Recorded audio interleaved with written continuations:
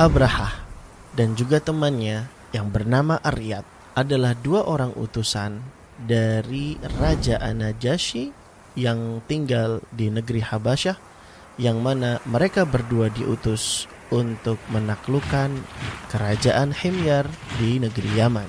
Abraha dan juga Aryad sudah bisa menaklukkan Himyar, tapi justru setelahnya mereka berdua terlibat pertarungan yang besar hingga Aryad tewas di tangan Abraha.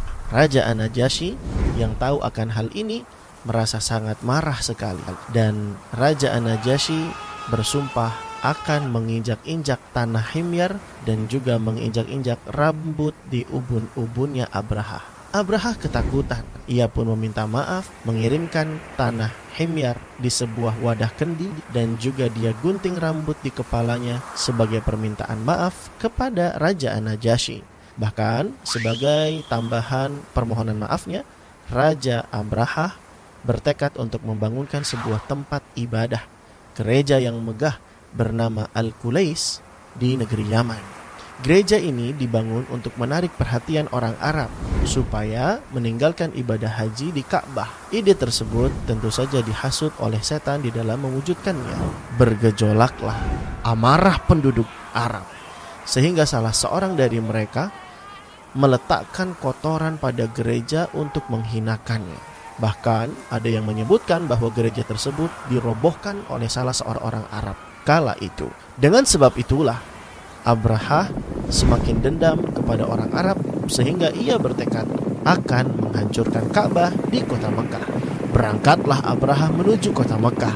Sesampainya di kota Mekah, Abraha dan pasukannya merampas harta penduduk Arab, termasuk harta Abdul Muthalib. Sebenarnya penduduk Arab ingin melawan pasukan Abraha, tetapi tak ada kemampuan untuk melawannya.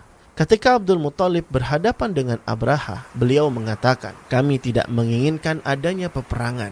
Ka'bah ini adalah rumah Allah dan miliknya. Dialah yang akan menjaganya.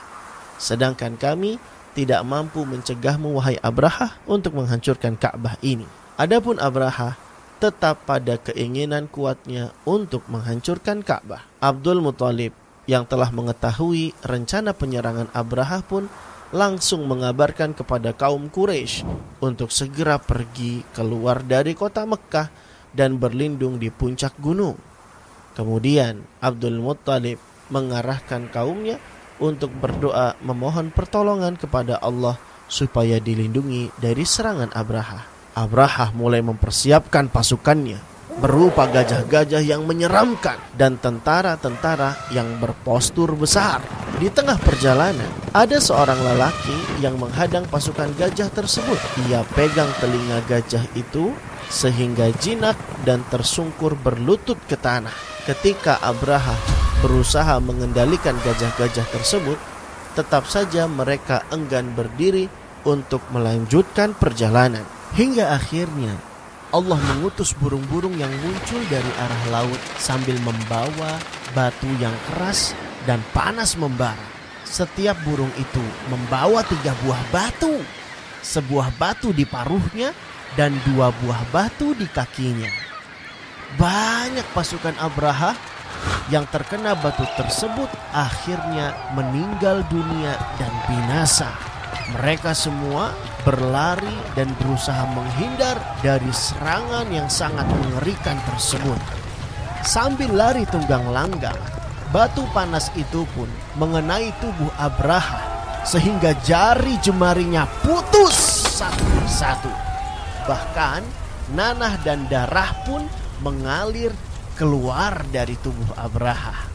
Dalam kondisi tersiksa seperti itu, Abraha terseok-seok berusaha kembali ke Yaman. Namun pada akhirnya ia mati mengenaskan dalam kondisi dadanya terbelah. Sebagian pasukan Abraha ada yang mengalami kebutaan hingga mereka terlantar di jalanan kota Mekah dalam kondisi mengemis makanan dan minuman. Itulah azab Allah Subhanahu wa ta'ala yang ditimpakan kepada pasukan Abraha.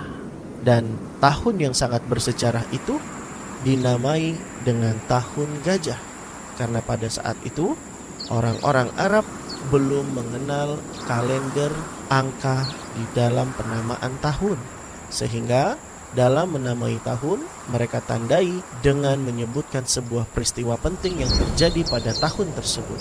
Oleh karenanya, pada tahun itu dinamai dengan tahun gajah, yang mana bertepatan pada tahun tersebut pula lahirlah Nabi di akhir zaman yang bernama Nabi Muhammad sallallahu alaihi wasallam.